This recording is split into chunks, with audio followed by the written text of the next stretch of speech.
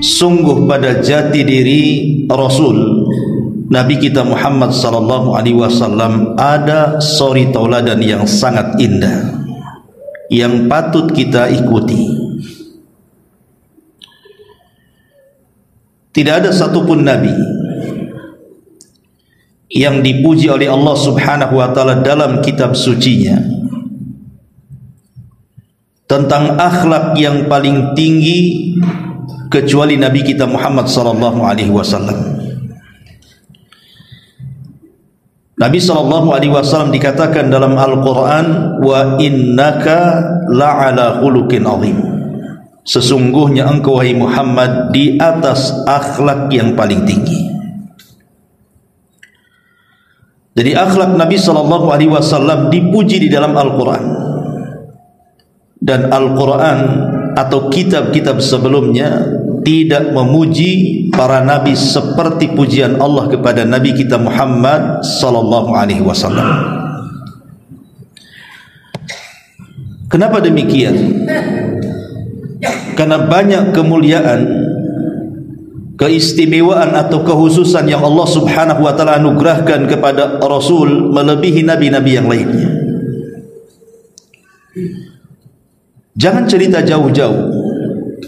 Kita cerita sedikit tentang jasad Nabi sallallahu alaihi wasallam. Nabi sallallahu alaihi wasallam memiliki jasad yang paling indah. Bahkan jasad yang diberkahi Allah Subhanahu wa taala.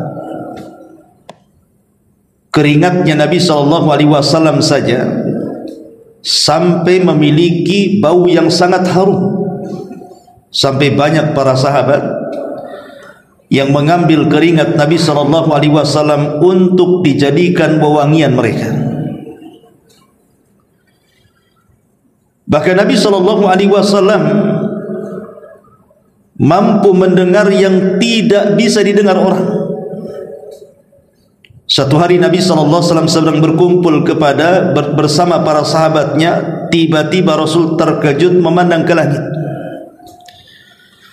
Sambil memandang ke langit, Nabi SAW mengatakan, "Attatis sama wa haqqalaha an ta'id."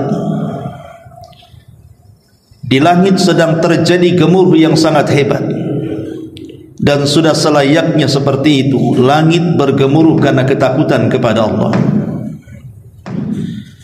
Tidak ada satupun di langit kecuali ada malaikat, dan setelah 4 jari ada malaikat lagi, dan begitu seterusnya. Di antara mereka ada yang bertasbih sampai kiamat, berdiri sampai kiamat, ruku sampai kiamat, dan begitu seterusnya. Rasul padahal ada di bumi, tapi mendengar suara yang ada di langit. Itulah ketajaman telinga Nabi. Bahkan Nabi SAW mampu melihat ke belakang tanpa harus melirik. Seolah-olah Nabi SAW memiliki 4 mata, 2 di belakang dan 2 di depan. Padahal mata Rasul cuma 2. Tapi Rasul mampu melihat ke belakang tanpa harus menengok. Dan itu dijelaskan oleh Abu Bakar Siddiq radhiyallahu anhu dalam peristiwa hijrah.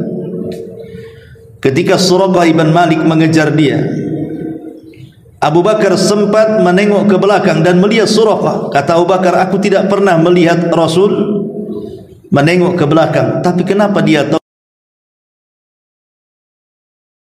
Menunjukkan bagaimana Allah memberikan mukjizat kepada Rasul mampu melihat.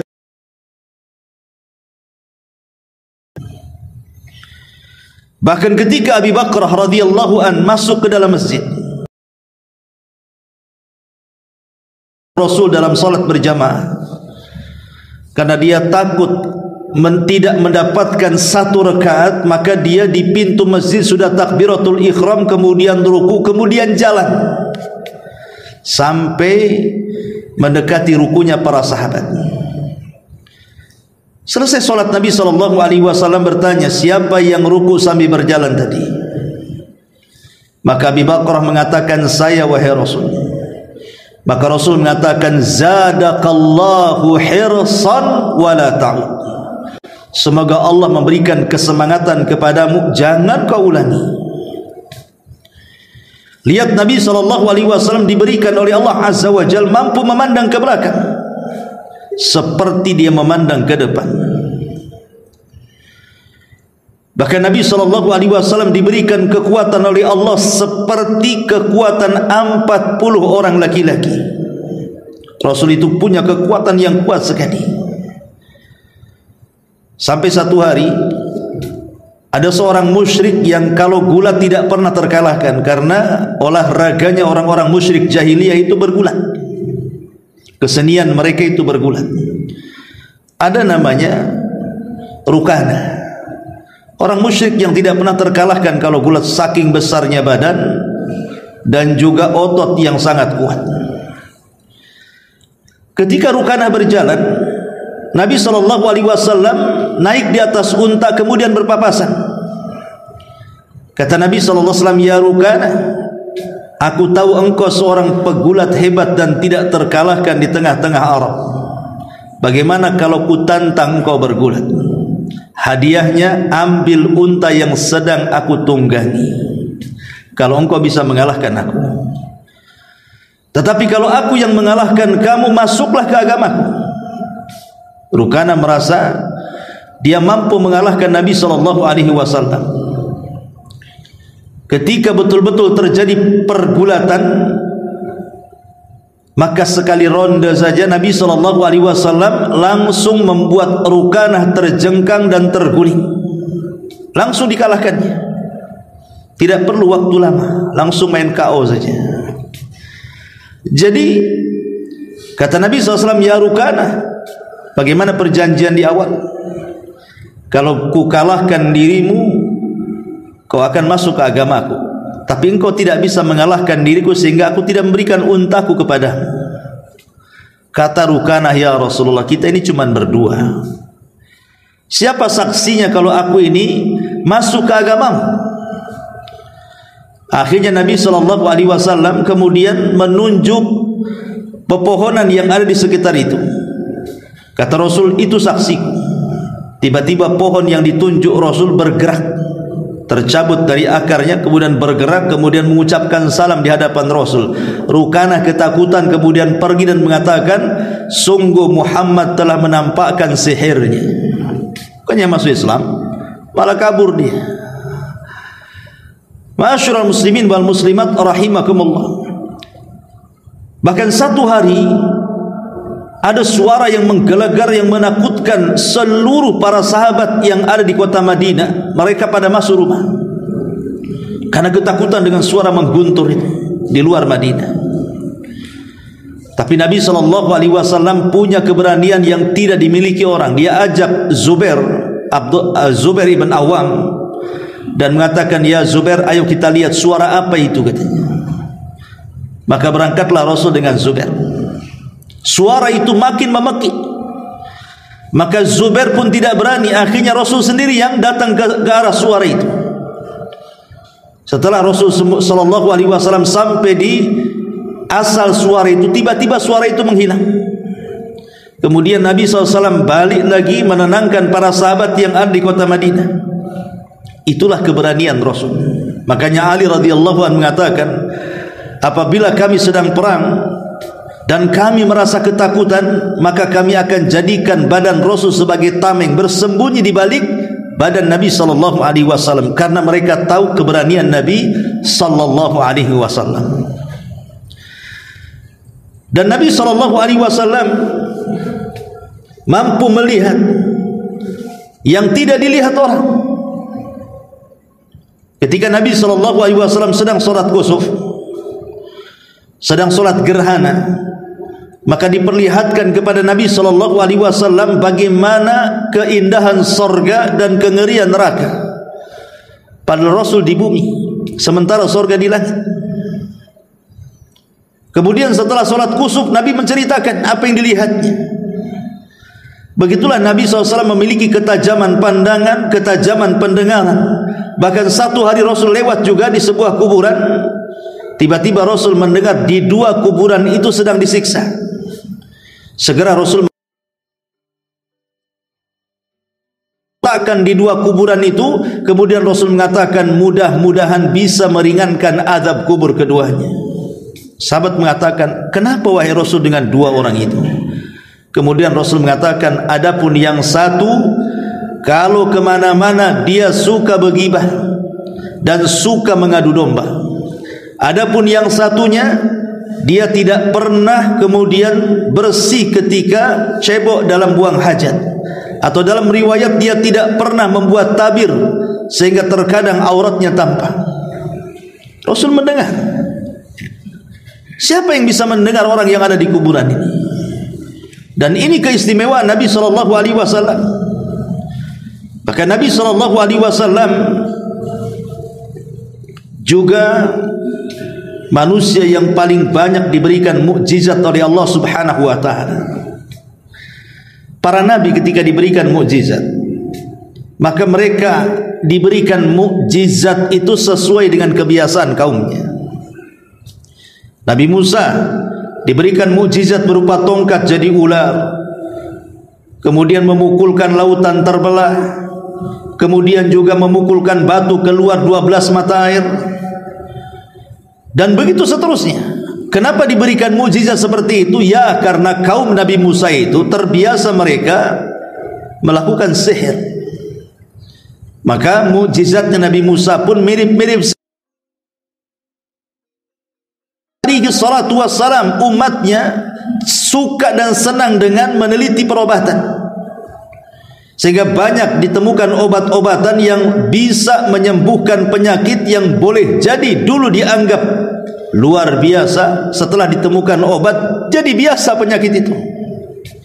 Makanya lihat, Nabi Isa diberikan mukjizat, bisa menghidupkan orang, bisa menjadikan orang buta melihat, bisa menjadikan orang berpenyakit kulit sembuh, bahkan orang mati dihidupkan bisa. Itu mukjizat. Begitu semua para nabi. Para nabi itu diberikan mukjizat, disamakan dengan kebiasaan kaumnya. Tapi Nabi SAW diberikan mukjizat itu bukan disamakan dengan kebiasaan kaumnya. Ya, ada yang diberikan oleh Allah serupa dengan kebiasaan kaumnya, seperti kaumnya suka bersyair, maka diturunkan Al-Quran. Tapi umat Nabi SAW itu bukan orang Arab saja. Nabi itu diutus kepada seluruh manusia, jin dan manusianya. Diutus kepada umat jin, diutus kepada umat manusia, sehingga mukjizatnya beragam, berbagai macam mukjizat yang Allah turunkan. Makanya para ulama mengatakan mukjizat Rasul itu kalau mau dirinci 1000 lebih mukjizat, melebihi semua para nabi dan rasul. Dan ini keistimewaan Nabi kita Muhammad sallallahu alaihi wa ala alihi wasallam. Ma'asyiral muslimin wal muslimat rahimakumullah. Dan Nabi SAW dijelaskan oleh para ulama sejarah, para malaikat senantiasa dekat dengan Nabi SAW, memuji Nabi SAW. Allah Subhanahu wa taala berfirman, innallaha wa malaikatahu yusalluna alladzina amanu sallu alaihi wa sallimu taslima. Sesungguhnya Allah dan juga para malaikatnya senantiasa terus menerus bersalawat. Yusallun itu menggunakan fi'lul mudhari', bukan fi'lul madhi. Dia menggunakan kata kerja bukan dalam bentuk lampau fi'lul madhi, tetapi menggunakan yang akan datang. Itulah fi'lul mudhari'. Artinya ketika Allah Subhanahu wa taala menggunakan dalam Quran dengan fi'lul mudhari' yusalluna, maknanya bukan hanya malaikat Allah terus-terusan bersolawat kepada Nabi, baik ketika hidupnya atau ketika matinya. Apa makna solawat Allah kepada Nabi? Makna solawat Allah kepada Nabi artinya rahmat dari Allah kepada Nabi, ataupun pujian Allah kepada para nabi, kepada Nabi SAW di hadapan para malaikat yang ada di langit sana. Adapun salawat malaikat kepada Nabi adalah meminta kepada Allah agar jangan berhenti terus memuji Nabi di hadapan mereka. dan memintakan ampun akan dosa-dosanya. Adapun salawat kita kepada Nabi maknanya kita memohon kepada Allah, ya Allah, pujilah Nabi kita di hadapan Jibril, Mikail, Israfil dan seluruh malaikat yang ada di langit. Itulah makna salawat. Ma'asyiral muslimin wal muslimat rahimakumullah. Baik, kalau kita mau rinci sedikit, kita buat dua pembahasan malam ini. Pertama, keistimewaan Nabi SAW di dunia yang dilebihkan oleh Allah dari seluruh para nabi. Dan yang kedua, kemuliaan dan kekhususan Nabi SAW di akhirat yang dilebihkan oleh Allah dari seluruh para nabi. Yang pertama, kekhususan Nabi di dunia. Allah Subhanahu wa taala telah semua para nabi dengan ikatan janji bahwa kalau seandainya nabi ini muncul, maksudnya rasul kita muncul di zaman mereka, maka mereka wajib untuk beriman, wajib untuk memuliakan, wajib untuk menolong, wajib untuk membantu, dan begitu seterusnya. Dan itu difirmankan dalam surah Al-Imran ayat 81. Allah mengatakan, wa id akhadallahu mitsaqan nabiyyin lamma ataitukum min kitabin wa hikmatin summa ja'akum rasulun musaddiqun lima ma'akum la tu'minun nabi wa la tansuranna qala aqrartum wa akhadtum ala dhalikum isri qalu aqrarna qala fashhadu wa ana ma'akum minasyahidin. Dan ingatlah ketika Allah Subhanahu wa taala membuat perjanjian dengan seluruh para nabi, kata Allah, kalau aku datangkan kepada kalian seorang rasul yang membenarkan apa yang ada pada kalian, maka sungguh kalian harus beriman dengan rasul tadi, harus menolong rasul tadi, membantu dan memuliakannya. Maka semua para nabi mengatakan, kami siap apapun yang kau perintahkan kepada kami. Maka Allah mengatakan, kalau gitu saksikan, saya bersama kalian termasuk orang-orang yang menyaksikan, kata Allah. Dan ini keistimewaan Nabi. Dan ayat ini juga bantahan kepada orang yang mengatakan Khidir itu masih hidup. Sebab kalau Nabi Khidir masih hidup, harusnya di zaman Nabi SAW ketika Rasul mengalami kekalahan dalam perang Uhud, dia hadir membantu Nabi. Lalu di mana Khidir berada? Kenapa tidak hadir dalam perang Uhud? Dalam perang Ahzab, di permulaan perang Nabi SAW hampir kalah. Madinah dikepung dari semua arah. Ketika hampir kalah, harusnya Rasul butuh pertolongan. Di mana Nabi Khidir? Saat hijrah Nabi SAW dikepung oleh tentara-tentara Abu Jahal. Dengan harga satu kepala Rasul 100 ekor unta, satu kepala Abu Bakar 100 ekor unta, 200 ekor unta. Dikejar dari sana sini sampai sembunyi di gua, sampai hampir tertangkap Waraqah ibn Naufal, Suraqah ibn Naufal. Tapi lihat, mana Khidir? Apakah membantu Nabi di sini? Tidak. Ya, karena Khidir memang sudah meninggal. Macam mana dia akan hidup lagi? Walaupun kita tidak meragukan ada khilaf di antara ulama, tapi pendapat yang kuat Khidir itu sudah meninggal. Salah satu bantahannya ayat ini, kalau Khidir itu masih hidup. Karena kalau Khidir masih hidup, maka dia termasuk orang yang diambil janji oleh Allah Subhanahu wa taala, la tu'minanna wa la tansuranna, la tu'minanna bihi wa la tansuranna. Maka para nabi harus beriman kepada Nabi kita Muhammad SAW dan menolongnya. Dan ini khususan Nabi. Yang kedua, Allah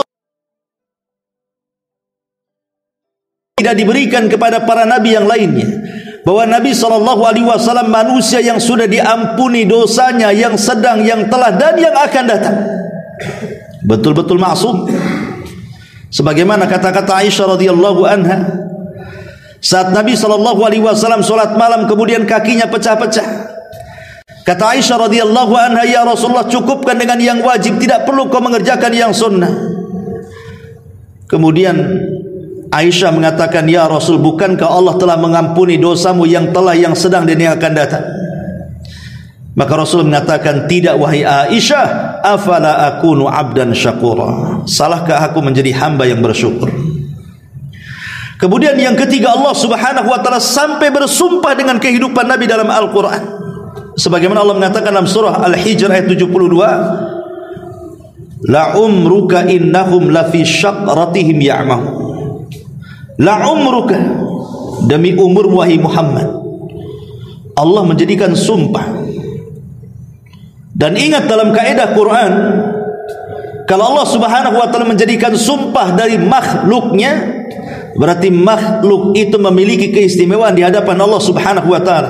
Makanya tidak sembarang Allah bersumpah dalam Quran, kecuali sumpahnya itu memang makhluk yang betul-betul memiliki keistimewaan di hadapan Allah. Lah ketika Allah bersumpah dengan Nabi SAW dalam Quran, menunjukkan Rasul itu punya keistimewaan di hadapan Allah subhanahu wa ta'ala. Yang kemudian juga yang keempat, mukjizat Nabi SAW berupa Al-Quran. Kalau kitab-kitab sebelum Al-Quran, seperti umpamanya Taurat yang turun kepada Nabi Musa, Injil yang turun kepada Isa, Zabur yang turun kepada Daud, maka semua kitab-kitab itu sudah tidak berlaku dengan kedatangan Al-Quran. Dan Al-Quran adalah mukjizat satu-satunya yang tidak akan lekang dimakan zaman dan waktu sampai kiamat dibangkitkan, sampai Allah angkat Al-Quran dalam satu malam, sehingga tidak ada lagi tulisan di dunia dan tidak ada lagi orang yang mampu menghafal dalam dada-dada manusia. Kemudian yang nomor 5, Allah subhanahu wa ta'ala, tadi saya sudah singgung, mengutus Rasul bukan kepada kalangan kita manusia sebagai rahmatan lil alamin, tapi Allah juga mengutus kepada kalangan jin. Tidak ada satupun Nabi sejak zaman Nabi Adam sampai kepada Isa bin Maryam yang diutus kepada bangsa jin, kecuali Nabi kita Muhammad SAW. Sampai dalam Quran itu namanya suratul jin. Qul uhiya ilayya annahu istama'a nafarun minal jinni faqalu inna sami'na qur'anan ajaba. Telah diwahyukan kepadaku bahwa ada sekelompok jin yang mendengarkan bacaan Qur'anku kemudian mengatakan, kami beriman kepadamu ya Rabb. Kapan itu? Saat Rasul pulang dari Taif, kemudian tidak bisa masuk ke dalam Mekah karena diancam akan dibunuh, kemudian sembunyi di kebun kurmanya Mughirah. Kemudian Rasul salat subuh, datang 7 jin dari Yaman mendengarkan suara Al-Quran yang dibaca Rasul dalam salat subuh. Sekali dengar mereka mengatakan, aman nabi, kami beriman dengan orang itu. Maksudnya Rasul. Akhirnya mereka bersyahadat, dan dengan wasilah 7 jin ini ribuan para jin masuk Islam di zaman itu. Dan mereka lah sahabat dari kalangan jin yang pertama dari sahabat-sahabat Nabi sallallahu alaihi wasallam. Kemudian juga yang keenam, Allah subhanahu wa ta'ala tidak pernah memanggil dengan sebutan nama dalam Quran. Kalau Adam disebut, ya Adam uskun anta wa zaujukal jannah, wahai Adam, masuk kau ke dalam surga, ajak istri. Kemudian Allah mengatakan ya Ibrahim, kemudian mengatakan ya Isa, ya Musa, ya Lut. Semua para nabi disebut namanya. Tapi Allah subhanahu wa ta'ala tidak pernah menyebut nama Muhammad kecuali dalam bentuk khabar, bukan dalam bentuk panggilan. Ya, kalau dalam bentuk khabar, ya Muhammadur Rasulullah walladzina ma'ahu asyiddau 'alal kufar ruhama bainahum. Ini dalam bentuk khabar, bukan panggilan. Muhammad adalah utusan Allah, Muhammadun Rasulullah walladzina ma'ah, dan orang-orang yang bersamanya. Kalau dalam bentuk khabar, ya disebut nama Muhammad, bahkan ada surat namanya surah Muhammad. Tapi dalam bentuk panggilan menggunakan ya, nida, wahai, enggak pernah Anda dapatkan dalam Quran ya Muhammad, enggak pernah. Kalau ya Musa ada, ya Ismail, ya Ibrahim, ya Adam, tapi tidak ada ya Muhammad. Yang ada ya ayyuhal muzammil, ya ayyuhal muddathir, ya ayyuhan nabi. Itulah panggilan Allah Subhanahu wa ta'ala dalam Quran untuk memuliakan Nabi dibandingkan semua para Nabi. Kemudian juga yang nomor 7, Nabi diunggulkan dalam beberapa hal yang disebutkan dalam sabdanya. Nabi mengatakan, u'titu khamsan lam yu'tahunna ahadun minal anbiya'i qabli. Aku diberikan 5 perkara, kata Rasul, dan 5-5-nya tidak diberikan Allah kepada para nabi sesudahku, sebelumku. Tidak pernah diberikan kepada para nabi sebelumku. Yang pertama, nusirtu birru'ba masirata syahrin. Allah berikan perasaan takut kepada musuh-musuh Nabi sejarak perjalanan 1 bulan. Yang kedua, waju'ilat liyal ardu masjidan wa tahura. Dijadikan bumi itu bisa digunakan salat dan juga tempat bersuci dengan cara tayamum. Kalau agama-agama yang lain kalau mau ibadah ya harus ke tempat ibadah khusus, ke gereja, ke sinagog. Kalau umat Islam tidak, di mana saja bisa salat. Di trotoar aja bisa sholat. Sampai kemudian ada viral, rupanya dia lagi sedang buat konten sholat di trotoar rupanya. Kalaupun sholat di trotoar tidak ada masalah, ya. Karena memang Allah jadikan bumi ini dijadikan masjid dimanapun, asal jangan di tempat terlarang saja seperti kamar mandi ataupun kuburan gitu ya. Tapi selain 2 tempat, kamar mandi dan kuburan ini, atau tempat-tempat yang dilarang karena membahayakan seperti sholat di kandang unta gitu ya, maka silahkan sholat di mana saja. Kemudian juga yang ketiga, Nabi SAW mengatakan, wa uhillat liyal ghanaim. Dihalalkan kepadaku harta rampasan perang. Kalau zaman dulu, kalau perang kemudian ngalahin musuh, hartanya tidak boleh diambil, tidak boleh dimanfaatkan, tapi dibuang. Tapi di zaman Nabi, ghanimah dihalalkan, harta rampasan perang dihalalkan untuk dinikmati dan dimanfaatkan.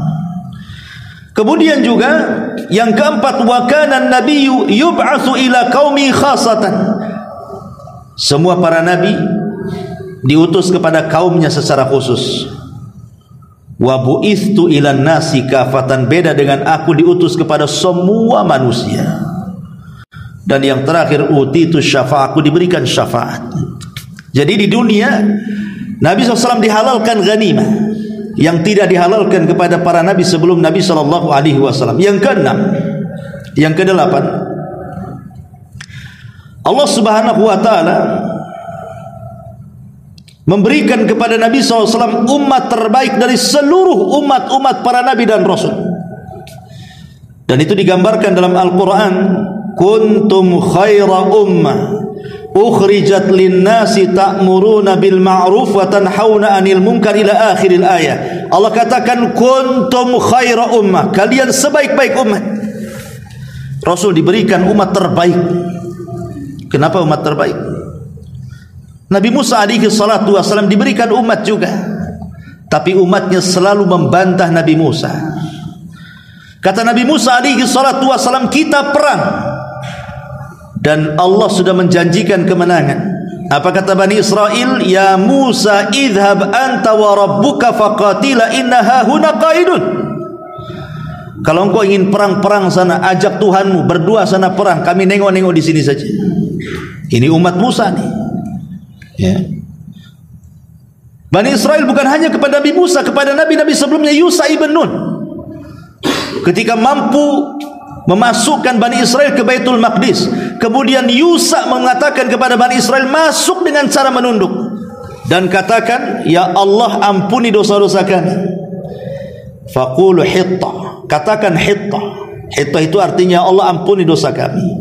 Rupanya mereka bukan berjalan sambil nunduk, malah berjalan menunggingi Baitul Maqdis, belakang ke belakang, berjalan ke belakang menunggingi Baitul Maqdis dan berdoa, hintah, ya Allah berikan gandum yang banyak supaya kita bisa makan, katanya. Disuruh menundukkan dan mengatakan ya Allah ampuni, malah membelakangi dan minta makan pula di situ. Itulah Bani Israel, ya. Kemudian juga ketika Nabi Musa alaihi salatu wassalam juga diminta untuk menyingkap pembunuhan. Siapa yang membunuh orang kaya ini? Kemudian Nabi Musa berdoa kepada Allah dan Allah mensyaratkan untuk menyingkap pembunuhan ini, potong tuh sapi betina.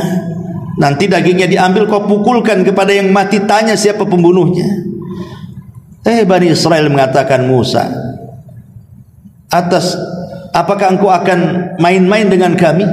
Kami tanya siapa pembunuhnya, kau pula suruh nyembelih unta. Ini apa kaitannya nyembelih unta dengan menyingkap pembunuhan? Nih, kalau mereka ini seandainya langsung menyembelih kan selesai itu.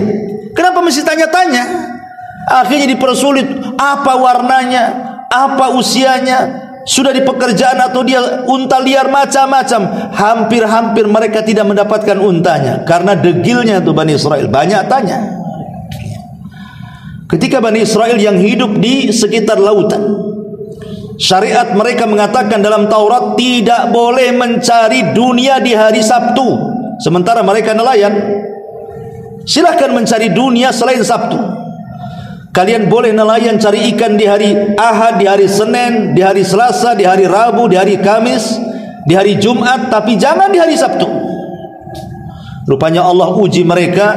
Di lain hari pula ikan tak muncul, di hari Sabtu pula ikan loncat-loncat menggoda, kemarilah, kemarilah, begitu. Tergiur akhirnya, tidak mempedulikan kutukan. Mereka akhirnya melanggar kesucian. Umat terbanyak setelah Nabi SAW. Tapi lihat para sahabat Nabi SAW ketika perang Ahzab, baru saja selesai perang, luka mereka masih menganga, belum lagi istirahat, tiba-tiba ada perintah perang kedua kali melawan Yahudi Quraidah. Maka Rasul mengumpulkan para sahabat, aku tahu kalian lelah, luka kalian belum kering, kalian belum beristirahat, tapi Allah perintahkan kepadaku, serbu Bani Quraidah. Idhabu ila Bani Quraidah fala tusalliyanna ahadakumul asra illa fi Bani Quraidah. Serbu sekarang Bani Quraidah, dan jangan sholat asar di jalan sampai kalian sampai di Bani Quraidah.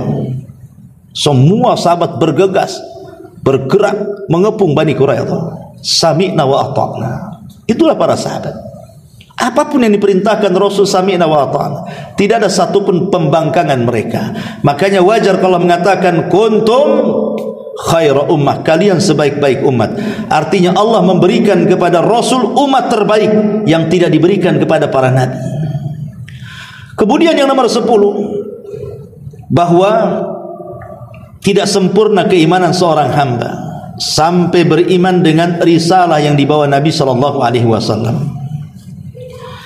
Kemudian juga Nabi SAW menyembunyikan doa untuk di akhirat. Semua para nabi dari Adam sampai Rasul itu punya doa yang mustajab, doa pamungkas, doa sakral yang kalau diberikan di dunia pasti dijabah Allah. Dan semua para nabi sudah memberikan doanya di dunia kecuali Nabi kita.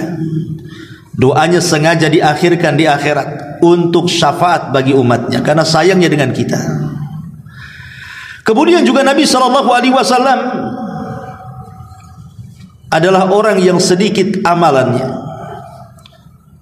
Rasul dan umatnya itu memang paling sedikit amalnya dibandingkan dengan umat-umat sebelum kita, tapi Allah berikan pahala yang banyak melebihi umat-umat sebelum Nabi kita. Kenapa demikian? Karena usia umat Muhammad itu tak panjang. Kata Rasul, usia umatku itu berkisar 60 sampai 70 tahun saja. Sedikit yang melewati 70 tahun. Jadi antum yang 60 tahun itu udah OTW itu, hati-hati. Karena antara 60 sampai 70 tahun saja kan sedikit yang lewat itu. Artinya usia yang pendek ini tidak memungkinkan beramal banyak. Lain kalau umatnya Nuh, umatnya Ibrahim, umatnya Musa yang usianya ada yang ribuan, ada yang ratusan tahun. Dengan usia yang panjang itu mereka memungkinkan beramal banyak, memungkinkan memiliki pahala banyak. Tapi umat Muhammad ini usianya pendek, tapi Allah berikan kepada Rasul Al-Kautsar, kenikmatan yang banyak. Salah satunya amalannya tak banyak, pahalanya segudang. Contohnya apa? Kalau anda mendapatkan malam Lailatul Qadar, satu malam sama dengan 1000 bulan atau 83 tahun plus 6 bulan. Kalau usia kita dari balik 15 tahun yang laki-laki, perempuan 9 tahun. Kemudian kita diwafatkan 70 tahun, setiap tahun kita mendapatkan Lailatul Qadar, kalikan saja. Setiap satu malam dalam satu tahun kita mendapatkan usia 83 tahun lebih untuk beribadah. Sementara setiap tahun kita diberikan Lailatul Qadar, kali bagi yang usianya mungkin dari 15 tahun ke 50 tahun ke 70 tahun, seolah-olah kita diberikan usia panjang, boleh jadi mungkin ribuan tahun dengan adanya Lailatul Qadar itu.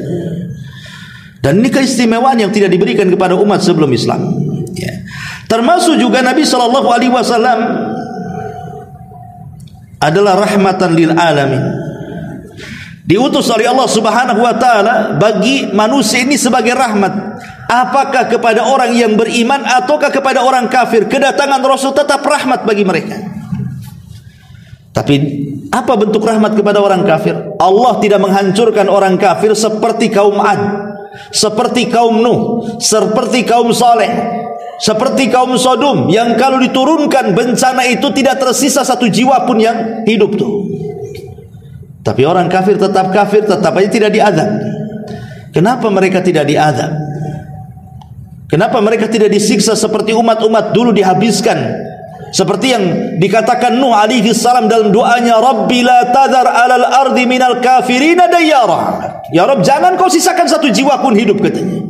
Hempas mereka dengan gelombang. Semua kaum Nuh mati, nggak ada satupun yang hidup kecuali yang ada di perahunya Nuh. Tapi kenapa orang kafir sekarang tidak diazab seperti azabnya kaum Nuh? Itu bentuk rahmat.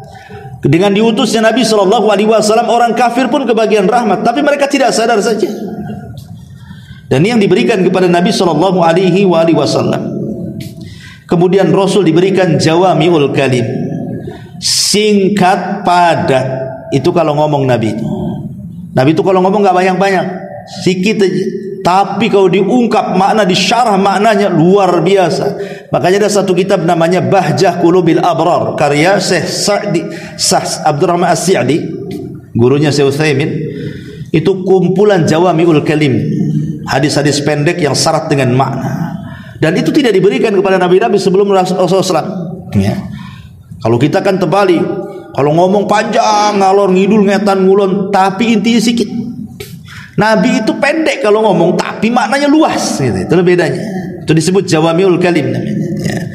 Ma'asyiral muslimin yang dimuliakan Allah Azza wa Jalla, dan banyak lagi. Kemudian kita masuk pada fakrah yang kedua, pembahasan yang kedua, kehususan Rasul di akhirat apa saja. Yang pertama, Nabi SAW adalah orang yang pertama kali dibangkitkan dari kubur. Ketika kiamat yang pertama, tiupan sangkakala Israfil ditiup, dan orang-orang yang merasakan tiupan yang pertama hanya orang-orang kafir saja. Orang beriman tidak mungkin merasakan kiamat, karena diwafatkan sebelum adanya terompet. Dengan apa? Dengan angin, yang kemudian angin ini sangat dingin sekali, kemudian menerpa setiap ketiak-tiak orang yang memiliki iman walaupun sebiji zarah, maka mereka akan mati. Ketika semua orang yang beriman mati, sisanya orang-orang kafir, orang-orang jahat. Disinilah Rasul mengatakan, la taqumus sa'ah illa ala syiraril khalqi. Tidak akan tegak hari kiamat kecuali di atas manusia yang paling buruk. Disitulah Israfil meniupkan sangkakalanya. Tapi dalam tiupan Israfil yang kedua, yang merupakan tiupan kebangkitan, maka semua akan merasakannya, mukminnya, kafirnya, nabinya, umatnya, semua merasakan. Karena di situ mereka akan dibangkitkan. Dan yang pertama kali bangkit adalah Rasul kita Muhammad sallallahu alaihi wa ala alihi wasallam, sebagaimana sabdanya Rasul mengatakan, ana awwal man tanshaqqu anhul ardu yaumal qiyamah. Sayalah orang yang pertama kali dibangunkan bumi kelak pada hari kiamat. Ini yang pertama. Yang kedua, ya, bahwa Nabi sallallahu alaihi wasallam adalah imamul anbiya wa khatibuhum. Kelak pada hari kiamat Rasul itu akan menjadi pemimpin para nabi dan oratornya para nabi. Kapan itu? Ketika semua manusia datang kepada Adam meminta syafaat kepada Allah lewat Adam. Adam angkat tangan. Beralih kepada Nuh juga tidak bisa. Beralih kepada Ibrahim juga ditolaknya. Beralih kepada Musa juga enggan memberinya. Beralih kepada Isa malah menyuruhkan datang ke Muhammad katanya. Baru Nabi SAW menghadap Allah, kemudian sujud dengan lama. Kemudian Allah datang mengatakan, ya Muhammad irfa ra'saka, angkat kepalamu, sal tu'ta, qul tusma, isfa' tusyaffa. Katakan kau didengar, minta kau diberi, mintalah kau syafaat, ku beri kau syafaat. Maka Nabi SAW memberikan syafaat. Habis itu Rasul berkhutbah di hadapan manusia dari zaman Nuh, dari zaman Adam sampai yang terakhir mati, siapa yang berhak mendapatkan syafaat. Dan Rasul mengatakan as'adun nas, bagi umatnya Rasul mengatakan as'adun nas bi syafaati yaumal qiyamah man qala la ilaha illallah. Orang yang paling bahagia dengan syafaatku kelak pada hari kiamat adalah orang yang mengucap kalimatut tauhid la ilaha illallah. Kemudian yang ketiga, ma'asyiral muslimin yang dimuliakan Allah Subhanahu wa taala, Nabi SAW adalah manusia yang paling banyak pengikutnya pada hari kiamat. Ketika Nabi SAW melihat ke arah kiri, banyak manusia, dikiranya itu pengikutnya. Kata Rasul, apakah itu pengikutku wahai Jibril? Kata Jibril, bukan. Itu bukan pengikutmu, tapi banyak sekali. Iya, bukan pengikutmu. Itu adalah Musa dan kaumnya. Kemudian Rasul melihat lagi ke arah kanan, rupanya lebih banyak lagi itu umatnya. Kata Jibril, itulah baru umatmu. Dari umatmu ada 70.000 umatmu yang akan masuk surga tanpa hisab dan azab. Mereka lah orang yang tidak minta diruqyah, tidak minta dikai, tidak minta atau tidak tatayur, dan senantiasa bertawakal kepada Allah Subhanahu wa taala. Artinya Rasul diberikan pada hari kiamat umat terbanyak, bahkan 2/3 surga itu dihuni umat Islam. Ya. Ma'asyiral muslimin yang dimuliakan Allah Subhanahu wa taala. Kemudian yang keempat, Nabi SAW adalah manusia yang pertama kali mengetuk pintu sorga dan membukanya. Rasul mengatakan, sayati alaikum zaman kadhidum minaz ziham, akan datang zamannya kepada kalian, kalian akan berjubel di pintu-pintu sorga, kata Rasul. Tidak bisa masuk. Adam berusaha juga masuk, tak bisa. Nuh juga berusaha juga tak bisa. Semua para nabi tidak sanggup membuka pintu sorga. Di tengah-tengah para nabi tidak sanggup membuka pintu sorga, datang Nabi SAW.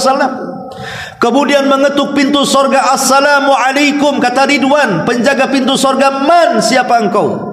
Kata Rasul, ana Muhammad ibn Abdullah, saya Muhammad putra Abdullah. Maka Ridwan mengatakan, bika umirtu alla aftah li ahadin qablaka ya Muhammad. Karenamu, kata Ridwan, aku diperintah Allah untuk tidak membuka pintu sorga sampai engkau yang minta. Akhirnya setelah Rasul yang minta, semua pintu sorga terbuka. Kemudian berdirilah orang-orang yang memanggil dari pintu-pintu itu. Hei orang-orang yang ahli solat, masuk dari pintu sini. Hei orang-orang yang ahli sedekah, masuk dari pintu sini.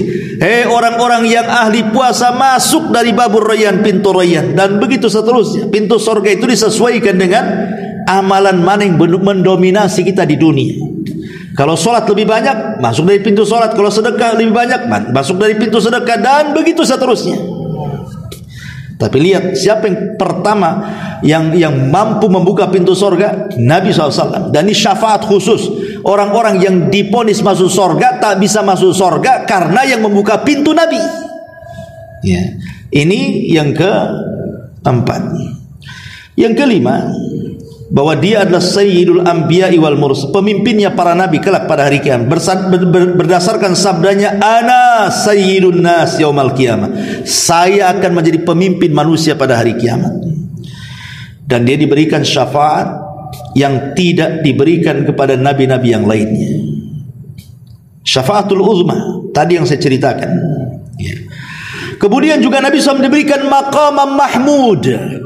Maqamam mahmud artinya tempat yang sangat istimewa yang tidak diberikan oleh Allah kepada para nabi. Tempat yang tinggi di sorga, sorga yang paling tinggi Firdaus, paling tinggi lagi itu disebut maqam mahmudah. Disitulah Rasul tinggal. Rasul tinggal di situ, diberikan maqam mahmuda. Makanya kita kalau habis mendengar azan, kita disuruh berdoa, Allahumma rabba hadhihi da'wati tamah wa salatil qa'imah ati Muhammadanil wasilata wal fadilah wa ba'athhu maqamam mahmuda. Maqam yang sangat terpuji, maqam mahmuda. Kemudian Nabi SAW juga diberikan kesempatan umatnya untuk melewati titian sebelum yang lainnya. Karena masuk surga itu harus lewat titian. Semua manusia akan melewati itu. Semua manusia, walaupun terjadi perselisihan di antara ulama, apakah orang kafir juga akan melewati ataukah langsung nyemplung ke neraka. Ada yang mengatakan langsung nyemplung ke neraka, ada yang mengatakan lewat tapi nanti juga nyemplung ke neraka. Tapi yang jelas umat Islam itu walaupun terakhir datangnya, tapi yang masuk surga pertama kali. Karena mereka dipersilahkan Allah untuk maju pertama, Rasul dan umatnya. Dan ini keistimewaan Rasul, bahwa kita ini yang pertama kali masuk surga. Kemudian juga Nabi SAW diberikan oleh Allah dari umatnya yang tidak diberikan kepada para nabi yang lainnya, bahwa di antara umatnya ada 70.000 orang yang masuk surga tanpa hisab dan azab. Dan ini tidak diberikan kepada umat para nabi yang lainnya. 70.000 orang yang masuk surga tanpa hisab dan azab. Ma'asyiral muslimin yang dimuliakan Allah Subhanahu wa taala. Termasuk juga Nabi SAW akan diberikan oleh Allah Subhanahu wa taala bendera. Masing-masing orang itu diberikan bendera.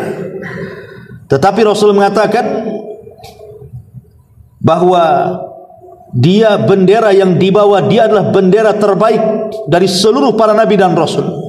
Dan dia mengatakan, Adam faman dunahu tahta liwa'i wala fakhr. Adam dan semua para nabi setelahnya di bawah benderaku pada hari kiamat.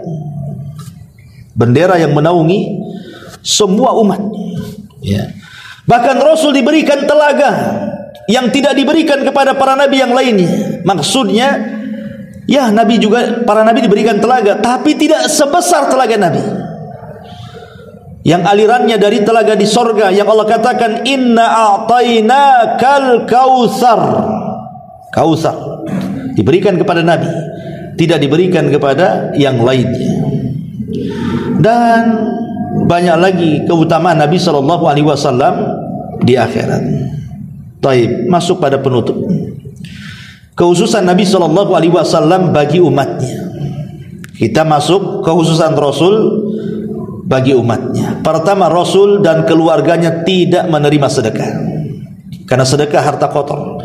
Maka Rasul dan seluruh keluarganya, termasuk hari ini kalau ngaku keturunan Nabi, tidak boleh menerima sedekah. Yang kedua, Nabi SAW tidak berhak untuk mencegah, memenahan istrinya. Kalau Rasul tidak suka langsung diceraikan. Kalau kita boleh ditahan, boleh jadi mungkin besok mau rujuk atau besok mau cerai. Bagi Rasul tidak ada masa iddah untuk kembali. Kalau kita kan ada masa iddahnya, ya. Masa iddah itu bisa kita balik, ya. Tapi Rasul tidak. Sekali diceraikan maka tidak mungkin kembali lagi istri Rasul yang sudah diceraikan. Satu hari Nabi SAW kaget dengan ucapan salah satu wanita, namanya Ibnatu Al-Jaun, wanita dari suku Jauniyah.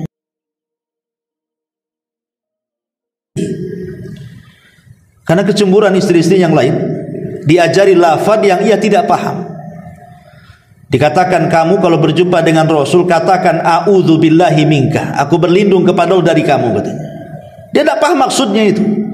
Jadi ketika Rasul datang giliran dia, tiba-tiba dia mengucapkan kalimat itu, a'udzu billahi minka. Oh, kata Rasul, engkau sudah meminta perlindungan yang sangat agung dengan Allah. Harusnya kau meminta perlindungan kepada dari setan, bukan dari aku, katanya. Besoknya Rasul mengatakan, aku pulangkan kau keluargamu. Ilhaqi bi ahli, pulang kau ke keluargamu. Dipulangkan. Dan ini namanya talak ghairu sharih. Talak itu ada dua, ada talak sharih, saya ceraikan kamu. Ini main-main sungguh-sungguh tetap jatuh. Main-main sungguh-sungguh tetap jatuh. Antum lihat mamanya ada sinetron di YouTube, drakor atau apa kan? Ada acting cerai. Kemudian ngomong sama istrinya, lihat. Ini suaminya lagi menceraikan istrinya. Saya ditirukan ucapan dia dengan istrinya, saya ceraikan kamu, padahal mau acting seperti yang ada di sinetron tadi. Kalau jelas lafadznya saya ceraikan kamu, jatuh. Atau antum sedang mandi sambil nyanyi-nyanyi itu, naudzubillah. Tahu-tahu dalam nyanyi itu saya ceraikan istriku, makanya kedengaran istrinya di sebelah, jatuh talaknya. Jangan main-main, ya. Beda kalau talaknya ghairu sharih. Talaknya enggak jelas. Keluar kau dari rumah, pulang kau ke rumah orang tuamu, pulang kau ke kampungmu. Itu kelapa talak juga sebenarnya. Tapi talak seperti ini tergantung niat antum yang ngomong. Kalau niatnya antum menceraikan, jatuh cerai. Tapi kalau niatnya hanya ngasih pelajaran, tidak jatuh cerai. Kembali ke niat kalau ghairu sharih. Rasul dia mentalak Ibnatul Jaun dengan lafaz ghairu sharih, tidak jelas, karena Rasulullah mengatakan ilhaqi bi ahlik, pergi kepada keluargamu. Dan ingat, kalau sudah diceraikan Rasul tidak bisa kembali. Kemudian juga yang ketiga, Nabi SAW kalau sudah memasang baju besi untuk perang, pantang untuk melepas sampai terjadi peperangan. Gak pernah gagal. Rasul kalau sudah pasang baju besinya untuk perang, maka tidak bisa dibatalkan. Kalau kita masih ada, dibatalin. Ini kekhususan Nabi, ya. Kemudian yang keempat, ya, Nabi SAW tidak pernah belajar. Maksudnya membaca, tidak bisa membaca, tidak bisa menulis. Dan selamanya Rasul seperti itu. Sebab kalau Rasul bisa membaca dan menulis, tentu Al-Quran itu akan disangka saduran Muhammad dari kitab-kitab sebelumnya dia baca kemudian dia ringkas. Kalau memang dia bisa membaca dan menulis, dan itu hikmah bahwa Al-Quran itu wahyu. Kemudian juga Nabi SAW bukan ahli syair. Wa ma'allamnahu syi'ra, dan kami tidak ajarkan syair, kata Allah. Rasul tidak pandai merangkai syair. Dia hanya membaca Quran saja yang Allah wahyukan kepadanya. Rasul senantiasa puasa wisol, terus-terusan puasa dari sahur ke sahur, tidak pernah buka. Ya bukannya di waktu sahur sekaligus sahur, gitu maksudnya. Setiap hari Rasul berpuasa seperti itu, namanya wisol. Ya. Dan kita kan tidak, siapa yang tahan? Antum saja deketi maghrib udah gemetar kalau tak makan. Wisol pula apa enggak pingsan, ya. Makanya ketika sahabat ada yang meniru Nabi, pingsan mereka. Kata Rasul, jangan ikuti puasaku, karena aku dikasih makan minum sama Allah. Kalian yang kasih minum makan siapa, katanya. Kalian gak akan kuat. Dan Rasul fisiknya kuat dalam puasa. Ketika peperangan semua para sahabat batal, dia dan Abdullah ibn Rawaha tidak batal. Kuat, dia bisa menahan makan dan minum. Kemudian Rasulullah SAW dibolehkan menikah lebih daripada 4. Umatnya tidak boleh. Rasul boleh, istri Rasulnya 11, tapi umatnya tidak boleh, minimalnya 4. Itu pun kalau antum 4 kan itu. Dan saya nggak yakin juga. Kemudian juga Nabi SAW,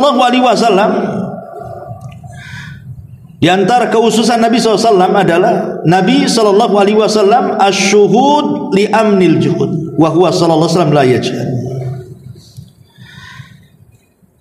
Nabi SAW boleh menerima wanita tanpa harus menikah. Namanya wanita yang menghibahkan dirinya. Boleh dia wanita menghibahkan dirinya kepada tanpa harus nikah. Ya, tapi kita tidak boleh seperti itu. Ada wanita yang, oh kamu ganteng, saya maulah sama kamu. Ya udah, ayo kita bawa balik. Gak bisa, kawin dulu. Kalau Rasul boleh. Seperti ada dalam sebuah majelis, ada seorang wanita berdiri. Rasul, jadikan aku istrimu, aku hibahkan diriku untukmu, katanya. Tapi Rasul tak jawab. Ya. Sampai Rasul lama 3 kali wanita ini mengatakan seperti itu, Rasul tak jawab. Maknanya Rasul tidak punya hati dengan wanita itu. Tidak mau lah bahasanya. Datang pemuda Ansor, berdiri, Rasul, kalau kau tak mau dengan wanita itu, kawinkan saja wanita itu denganku. Kata Rasul, pulang kau ke rumah. ada enggak yang kau bisa jadikan mahar dalam rumahmu tuh? Pulang dia ke rumah, balik lagi, kata anak muda ini, tak ada Rasul, saya ini orang paling fakir di desa saya. Saya hanya punya sarung yang saya pakai, izar yang saya pakai ini. Kalau saya kasih sebagai mahar, telanjanglah aku, katanya. Ya sudah, kalau begitu tak payah kau cabut sarungmu, pergi lagi ke rumahmu, ambil sesuatu, walaupun kau dapatkan cincin dari besi, cincin dari besi jadi. Balik ke rumahnya, cari cincin dari besi, nggak ada juga. Ya, padahal kalau kalau antum punya jaring di sungai itu kan ada tuh rantai-rantai bulat, itu kan bisa diambil tuh. Itu kan cincin besi juga tuh. Nggak ada cincin dari besi. Jadi Rasul saya ini harus menikah dengan apa? Di sini kata Rasul mengatakan apa? Ya sudah, kau punya hafalan Quran? Hal ma'aka minal Quran? Dia mengatakan, ya hafidtu surata kadza wa kadza, aku hafal surat ini dan surat itu, katanya. Uzawwijuka bima ma'aka minal Quran. Saya nikahkan kau dengan dia, maharnya hafalan Quranmu tuh. Ya, bukan berarti mahar hafalan Quran itu ketika akad antum baca surah Al-Fatihah atau surah Qul a'udzu birabbin nas. Bukan itu maknanya. Karena kali kalau gitu, aku terima nikahnya dengan mahar a'udzubillahi minasyaitonir rajim, inna a'tainakal kautsar. Bukan itu. Ya, maksudnya kalimat uzawwijuka bima ma'aka minal Quran, maknanya dia yang hafal Quran itu mengajarkan Quran kepada istrinya. Setelah akad, ajarkan Quran kepada istrinya. Yang kalau kita ajarkan kepada orang dapat upah. Jadi dia memberikan mahar dengan upah jasa, bukan membaca, upah jasa. Ajarkan tafsir sama istrinya. Nah itu betul, sebab kalau diajarkan kepada orang kan dapat upah dia. Kalau istri tidak usahlah upahnya, udah itu maharnya, gitu maksudnya. Ya, jadi ini harus dipahami. Tapi ini kan kisahnya orang yang nggak punya, masa antum bisa beli kok maharnya Quran? Ya malulah kan gitu. Jadi intinya bahwa itulah kekhususan Nabi SAW dan banyak lagi.